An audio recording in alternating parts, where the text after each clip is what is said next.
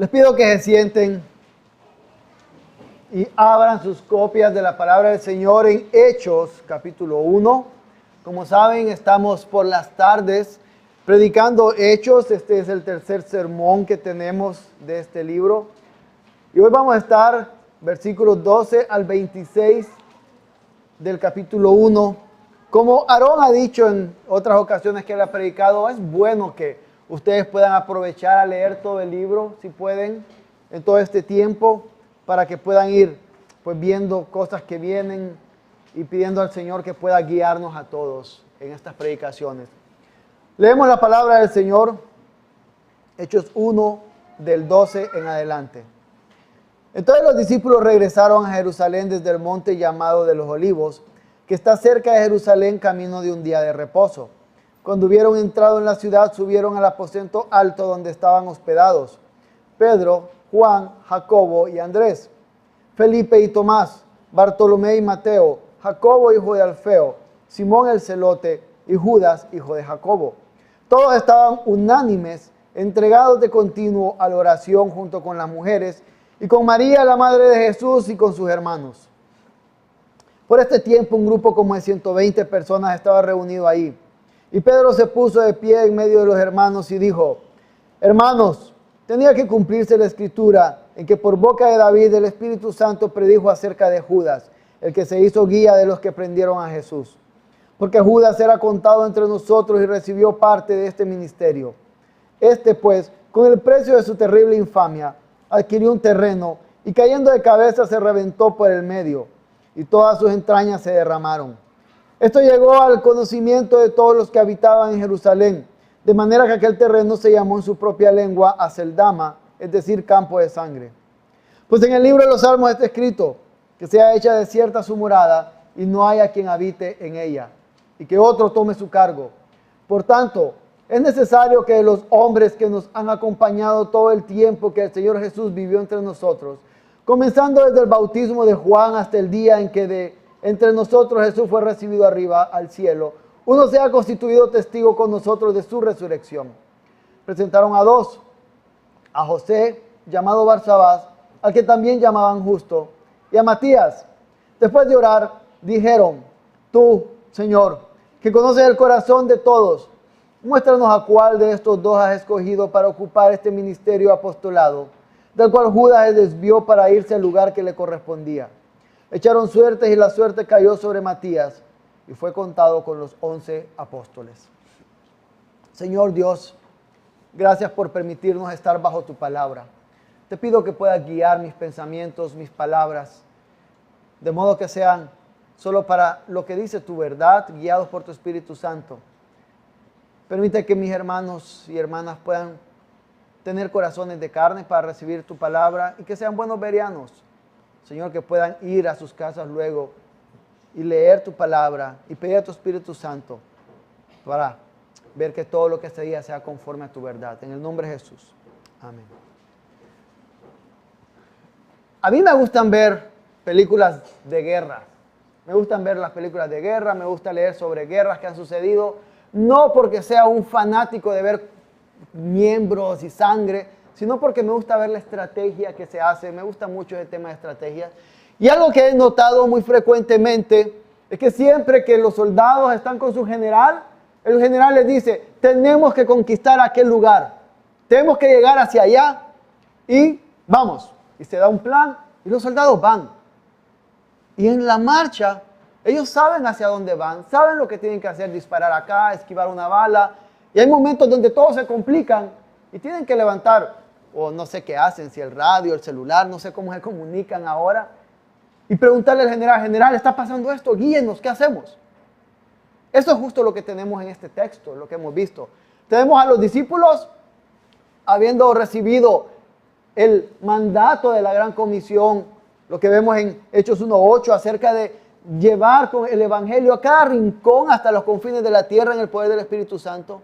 Y ellos creyendo a Jesús, creyendo que lo pueden hacer y diciendo: entonces tenemos que hacerlo, vamos. Y quiero estarlo presentando en 3 puntos. Juntos en oración, buscando dirección, solo en la condenación. juntos en oración, buscando dirección, solo en la condenación. El primer punto, juntos en oración. Y es la sección que vemos de los versículos 12 al 14. Lo que vemos aquí está discípulos que están viendo a Jesús que es alzado. Y entonces ellos deciden, están ahí en el Monte de los Olivos y deciden, hey, vámonos, caminemos, tenemos que regresar.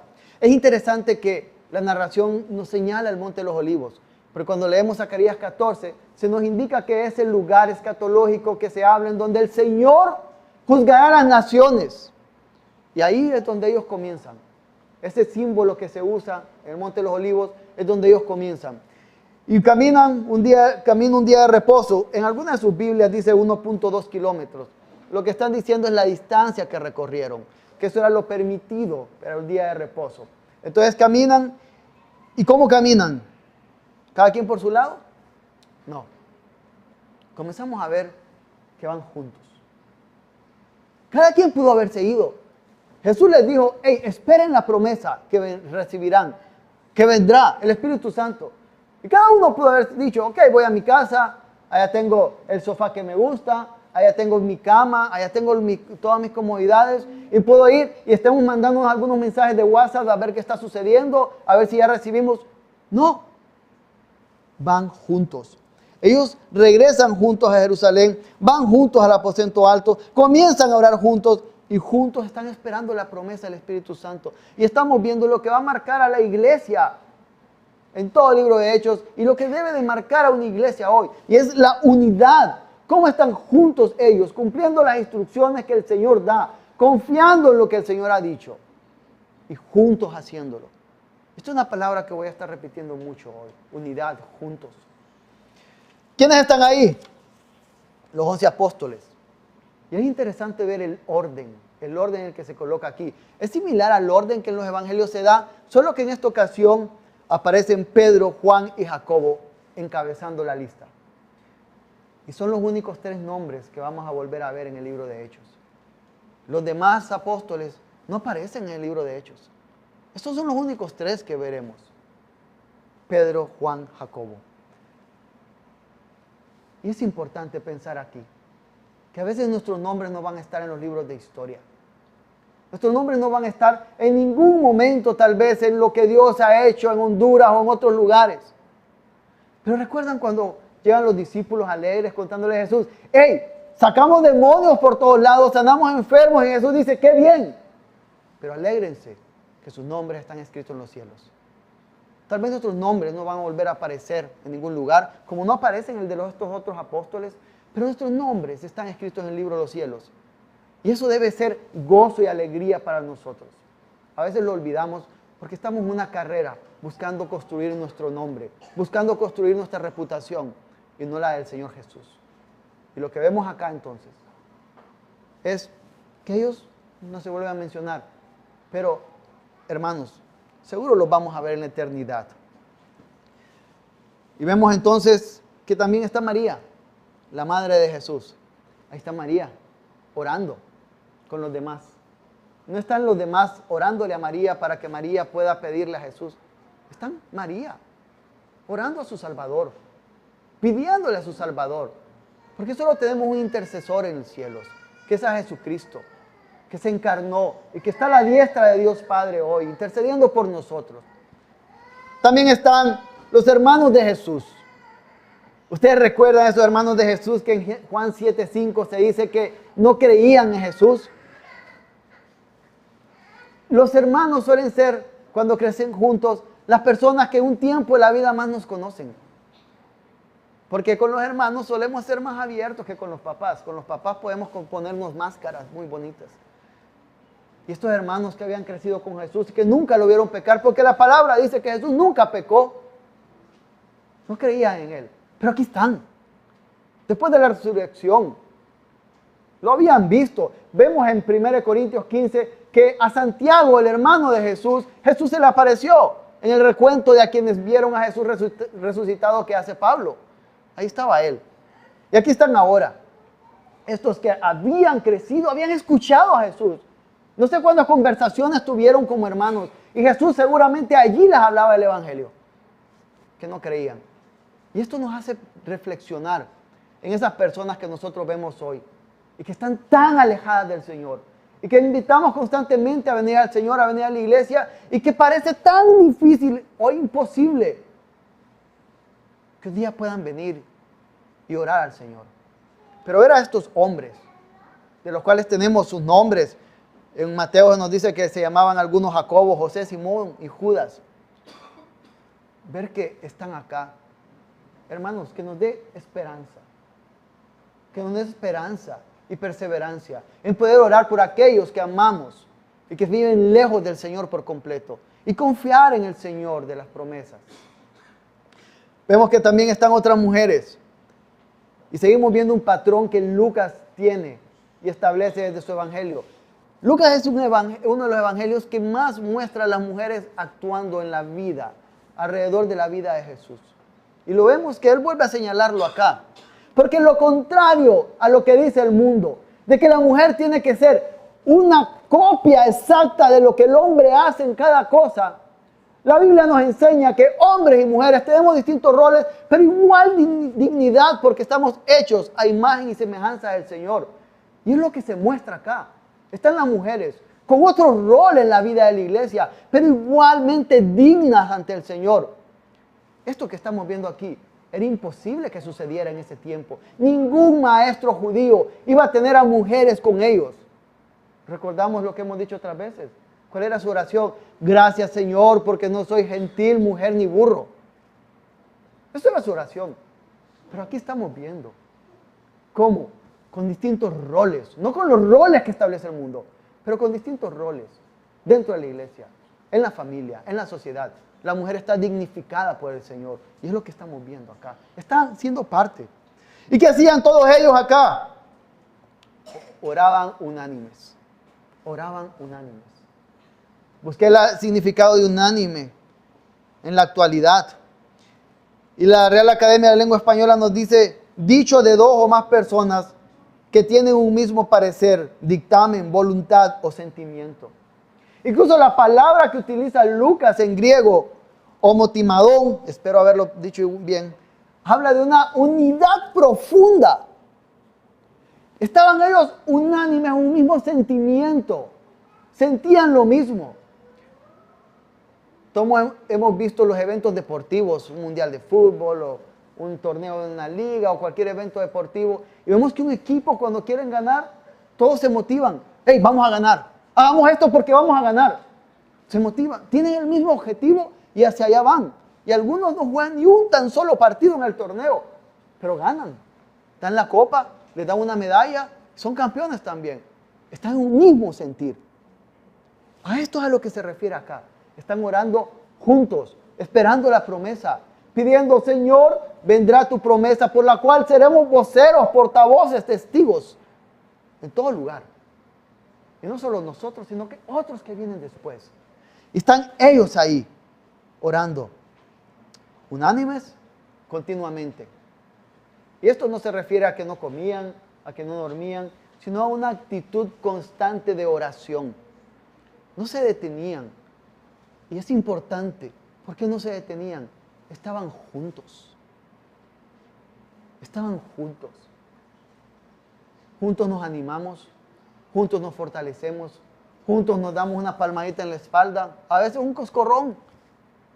Juntos nos animamos y juntos podemos continuamente estar orando. Y aquí estaban ellos juntos, porque los discípulos de Jesús, al confiar en las promesas de su Señor, cumplen sus instrucciones juntos, estando juntos en oración.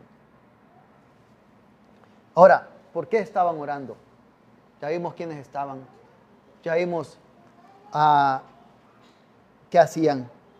Y en este texto en particular, lo que sigue nos dice, y este es el segundo punto que es juntos buscando dirección. Se levanta Pedro, que como vimos, se convierte en una figura muy importante en los primeros capítulos del libro de los Hechos. Y él dice, y en ese momento habían 120 reunidos, y él dice, hermanos, la palabra hermanos que utiliza ahí, es una palabra que, al igual que nuestro español, que el plural masculino incluía mujeres, era una palabra que también incluía mujeres. Entonces dice, hermanos, todos los que estamos acá. Hey, ¿saben qué? ¿Recuerdan ustedes a Judas? Nuestro amigo caído en desgracia. Era amigo de ellos, estuvo mucho tiempo con ellos. Ha de haber sido algo que les doliera. Viene y dice, tenemos que sustituirlo. Tenemos que buscar un reemplazo de él. Pero antes se detiene y dice, quizás haya dolor en nosotros. Quizás haya algo de malestar o ira con Judas, incluso por lo que hizo. Pero esto se tenía que cumplir. Y él cita la palabra.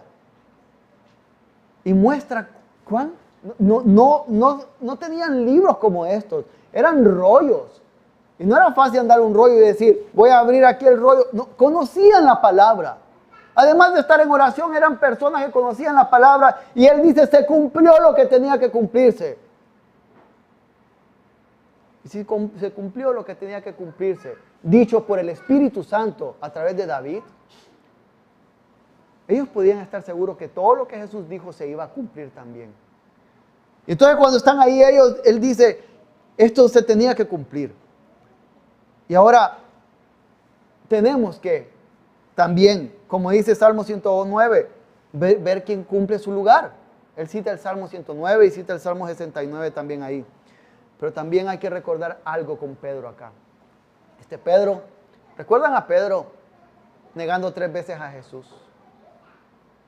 Incluso diciendo cosas horribles cuando lo negó. Pero Pedro después, con Jesús, comiendo pescado en la orilla del mar, siendo restaurado por Jesús, diciéndole 3 veces, ¿me amas? Es probable que nosotros, hoy, el día del Señor, hayamos actuado, o quizás estamos viniendo de una época en donde estamos actuando muy similar a Pedro. Y vemos cómo la misericordia de Dios lo restaura y sirve a la iglesia. Es probable que nosotros también estemos viniendo de momentos donde no estamos viviendo para el Señor realmente. Podemos correr al Señor. Podemos correr al Señor y saber que Él nos va a restaurar. Sí, nuestros pecados tendrán consecuencias, pero Él mismo nos va a ayudar a sobrellevar esas consecuencias. Entonces Él dice, nada de esto es sorpresa. Todo esto tenía que suceder. Entonces, vamos a escogerlos. Pero ¿cómo los escogemos? ¿Cómo vamos a escoger quién es el sucesor? Y establecen que tenía que ser alguien quien estuvo con ellos desde que Jesús comenzó su ministerio en el bautismo hasta que ascendió. Por eso es ridículo pensar que hoy hay apóstoles. No sé quién tiene más de 2000 años para decir que estuvo con Jesús desde que inició en el bautismo y lo vio ascender. Nadie cumple esa característica hoy. Y entonces establecen ellos y dicen, ¿quiénes son los propuestos? José, llamado Barsabás, también llamado Justo. A veces nos quejamos, hablábamos con Ariel en esta semana que los nombres, con unas personas usamos un nombre, con otras, y ya estamos hablando de la misma persona, pero no lo sabemos porque se usan distintos nombres. Imagínense a estos. Hey, ¿conoces a José? No, yo solo conozco un tal Barsabás. No, yo he visto un tal Justo. Y discutiendo por todo esto. Y es interesante ver que Barsabás era hijo del Sabbat, hijo del día de reposo. Pues proponen a José y proponen a Matías. No proponen a Jacobo. Nadie propuso a Jacobo. No cumplía obviamente ninguno de los requisitos que estaban ahí. No estuvo con Jesús desde el inicio, no creía de hecho. Ya lo hemos visto. Y no lo proponen. Cualquiera pudo haberlo dicho. Y después vemos a Jacobo cómo se constituye en columna de la iglesia. Pablo lo dice en Gálatas. Vemos cómo en Hechos 15 también se levanta y habla en este primer concilio en Jerusalén. A veces no vamos a aparecer en listas. A veces no vamos a ser nosotros a quien se proponga, a quien se diga para algo. Pero eso no significa que no podemos ser utilizados por el Señor para edificar a su iglesia. Entonces vienen y deciden, ok, son ellos.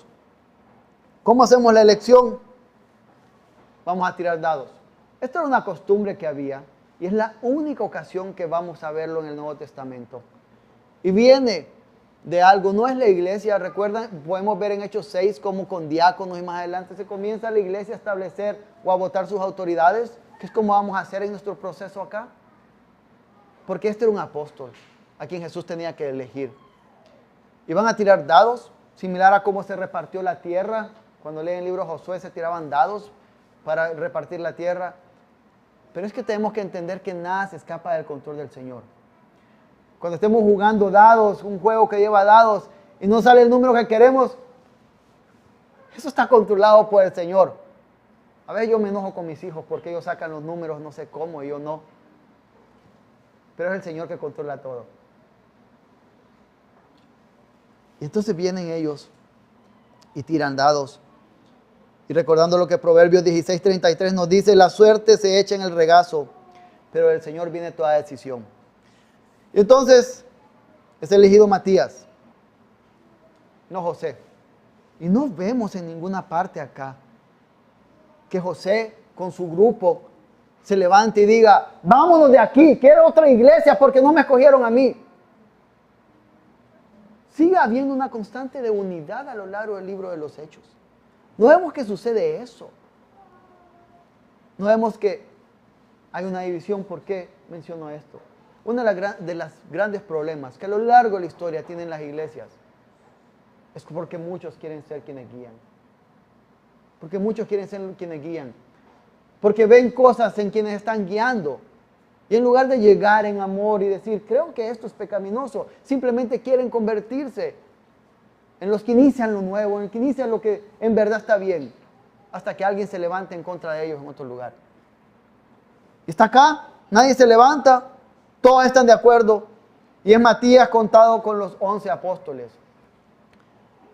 Hace algunos días una persona me decía que se equivocaron los apóstoles, porque Pablo era el apóstol número 12, que tenía que ser elegido. Y no es así. Esto no fue un error. Primero, no vemos en ninguna parte del texto que nos diga que esto haya sido un error. No lo vemos en ningún lugar. Segundo, ellos entendían un simbolismo que había en el número 12. Habían 12 tribus que tenían que ser representadas en esto nuevo que estaba iniciando con Jesús. Y por eso ellos decían, hey, otro tiene que tomar su lugar y tienen que ser 12 de los judíos. E incluso en ese momento Pablo todavía era alguien que estaba en contra de la iglesia. Entonces esto no es ningún error, por si alguien lo quiere decir en algún momento, sino que están siguiendo lo que el Espíritu Santo está instruyendo a la iglesia a hacer. Ellos confiaron en el Señor. ¿Qué estaban orando? Dirección. Juntos oraron por dirección. Por dirección para la iglesia. Por dirección en cómo la iglesia tenía que ser guiada. No estaban en sus propias fuerzas. Estaban confiando en el Señor. Estaban confiando en el Espíritu Santo para guiarles en cómo la iglesia tenía que estar funcionando. Pero, ¿por qué fue elegido Matías? Porque alguien más cayó. Y esto nos lleva a nuestro tercer punto. Solo en la condenación. Comienzan a elegir porque Judas que disfrutó los mismos beneficios de todos los demás apóstoles. Él escuchó la predicación de Jesús. Él fue escogido por Jesús. Él comía con Jesús. Él tenía la bolsa del dinero. Todo lo que se compraba pasaba por él. Él estaba ahí. ¿Cuántos días no hubo bromas, conversaciones juntos, planes de cosas que se querían hacer? Muchas. ¿Cuántas veces no estuvo cerca de Jesús? Quizás alguna conversación tuvo él solo con Jesús. Pero él cayó. Él apostató. Iglesia, cualquiera de nosotros puede llegar a apostatar. Haya sido elegido anciano, diácono o no. Cualquiera de nosotros puede llegar a apostatar del Señor. Y por eso es importante recordar cuando se nos dice que el que cree que está firme, mire que no caiga. Y por eso cuando encontramos el libro de Hebreos, varios llamados a ver cómo estamos, a cuidar nuestra salvación, no habla de que vamos a perder, habla un llamado constante a cómo estamos caminando delante del Señor. Creyente, tenemos el deber de estar constantemente pidiendo al Señor que nos muestre cómo estamos, qué hay en nuestro corazón, qué raíz de amargura hay ahí, que puede ser tomada para que crezca un árbol de destrucción en nosotros.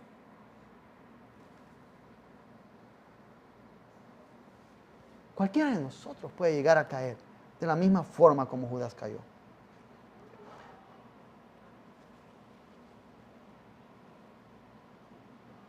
Ahora, en la mañana, Aarón predicaba y decía que nuestros pecados siempre se exponen. El resultado del pecado de Judas fue expuesto. Y en esto que muchos comentaristas dicen que tal vez no lo dijo Pedro, sino que Judas lo insertó como para que los lectores o Teófilo, a quien le enviaba la carta, entendieran un poco el contexto. Fue conocido en todo el lugar lo que le había pasado a Judas. Se ahorcó, cayó. Cuando vemos la narración también en Mateo y vemos esto acá, sabemos que se ahorcó. Quizás pesaba mucho. Cayó de cabeza. No sé si estaba muerto cuando estaba colgado o si cuando cayó y se golpeó la cabeza murió, pero cayó horriblemente y sus entrañas salieron. Y fue evidente y público ante todos. El pecado siempre nos alcanza. Y lastimosamente el pecado muchas veces expone y daña a otros. Yo imagino que Judas tenía familia. No sé si tenía esposa, hijos, pero seguramente por el contexto donde estaba pudo haber tenido hermanos, papás seguramente, no sé si estaban vivos, o personas que lo conocían. Imaginen la vergüenza que tenían ellos también al saber que este había sido el que se le rompieron las entrañas. Ay, ¿quién es tu amigo? Ah, aquel que se le rompieron las entrañas porque traicionó a su maestro. El pecado nos alcanza y no solo llega hasta nosotros, sino que llega a todos lados y afecta a otras personas también. Y ninguno de nosotros está exento de que eso le suceda. Ninguno de nosotros puede decir, nunca voy a pecar de esa manera. Hace algún tiempo yo platicaba con una muchacha y yo le puse un ejemplo, uno de esos, ¿qué tal si? Yo le decía, ¿qué tal si te estás acostando con tu novio? Yo tendría que verlo esto. Y ella me dijo, ¿cómo puedes creer que yo voy a hacer eso? Yo le dije, si seguís pensando que no sos capaz de pecar de esas maneras, es probable que lo hagas. Cuando nosotros creemos, no, yo nunca lo haría. Yo nunca haría lo que hizo él, lo que hizo ella. Cuando comenzamos a pronunciar eso, estamos camino a llegar a hacer algo horrible. Tal vez no eso que estamos denunciando, pero sí algo horrible. Porque cualquiera de nosotros, al igual que Judas, que estuvo a la par de Jesús, que vio sus pies lavados por cualquiera de nosotros, puede llegar a pasarle. Ahora, todo esto, ¿cómo lo podemos aplicar? Ya hemos visto algunas aplicaciones en el camino, pero lo que vemos, en primer lugar, la oración juntos. Cada vez que nosotros estamos aquí, iglesia, ustedes pueden ver sus boletines, y tenemos 4 tipos de oraciones que son congregacionales. Y si ustedes prestan atención, pueden decir amén y ser parte de esas oraciones. Pero también es que a veces señalamos que es importante estar temprano para estar orando juntos desde el inicio hasta el final y diciendo amén. Y aunque el texto muestra y apunta a tener una iglesia, la iglesia en ese momento orando, también podemos aplicar y pensar en nuestras vidas orando con la iglesia en distintos contextos. A veces, yo he estado en trabajos en donde hay grupos de oración. Tal vez ustedes también. Algunos de ustedes han estado invitados a grupos de oraciones de madres, de padres, de amigos. Y son parte. No está mal. Pero yo creo que ser parte de la oración congregacional, con aquellos que estamos de acuerdo y con aquellos que podemos decir amén a las oraciones, sería lo ideal. Sería muy bueno hacerlo. Estamos buscando también poder tener tiempos de oración con la iglesia. De nuevo, les digo, esto aplica a la iglesia, pero podemos pensarlo no en general. Estoy buscando cómo puedo tener tiempos de lectura de la palabra y oración con hermanos, con hermanas. Y esto requiere intencionalidad de tiempo, de esfuerzo, de ponerlo en calendario. Yo hablaba el otro día con mi esposa acerca de que estamos viejos, nos guste o no, y en este tiempo de la vida vivimos por agendas, por calendarios, por cosas que metemos. Ya no es como cuando éramos adolescentes, que a lo que va saliendo, sí, hagamos esto. Tenemos responsabilidades y vamos llenando la agenda. Llenemos la agenda con un espacio para tener comunión con hermanos para orar. Es bueno llegar a hacerlo. Ahora, ahorita estamos en un proceso también de oración, de elección de ancianos y diáconos. ¿Cuántas veces hemos orado por esto? ¿Cuántas veces hemos estado orando por este proceso? ¿O es algo que no nos importa? ¿O es algo que no está en nuestra cabeza? Vamos a estar eligiendo como iglesia hombres que van a guiarnos en el servicio y en la parte espiritual. Estamos orando por esto. Y va a llegar un momento cuando tal vez no habrá un proceso de elección ahí cerca, pero sí habrán cosas que hacer en la iglesia. Estamos orando o vamos a estar orando en esos momentos porque el liderazgo tenga sabiduría por cómo tomar decisiones o guiar a la iglesia en lo que tiene que hacer. Eso es importante verlo y hacerlo.